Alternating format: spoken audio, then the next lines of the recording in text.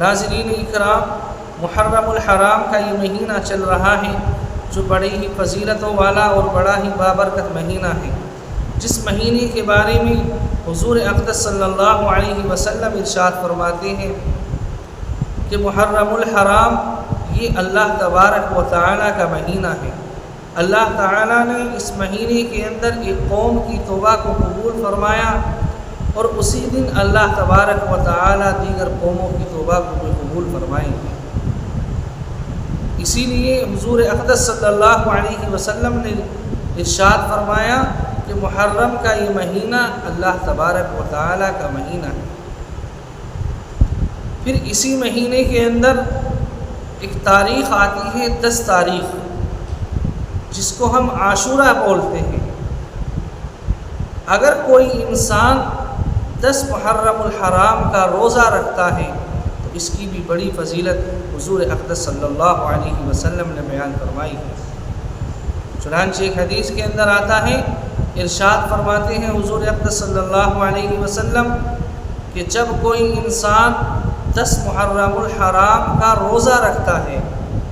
تو اللہ تبارک و تعالی اس کے روزے کی برکت سے اس کے پچھلے 1 سال کے گناہوں کو معاف فرما دیتے ہیں۔ یعنی 10 محرم کا روزہ یہ پچھلے 1 سال کے گناہوں کا کفارہ ہے۔ لیکن یہ بات بھی یاد رہے کہ جو بھی انسان 10 تاریخ کا روزہ رکھے 10 محرم کا، وہ ایک روزے کو اس کے ساتھ اور ملا لے، چاہے تو 9 تاریخ کا روزہ ملا لے، 9 اور 10 2 روزے کر لے ایسے، چاہے تو 11 تاریخ کا روزہ ملا لے، یعنی 10 اور 11 کا، یعنی ایک روزہ 10 محرم کے ساتھ ملانا ہے، چاہے آپ 9 کا ملا لیں چاہے آپ 11 کا ملا لیں، اس سے دوسری قوموں کی مشابہت نہیں آئے۔ پھر 10 محرم کے اندر 10 محرم کے دن اپنے پریوار پر اپنے وسعت کے مطابق خرچ کرنا،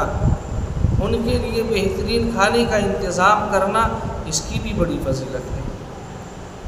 اگر کوئی انسان 10 محرم کے دن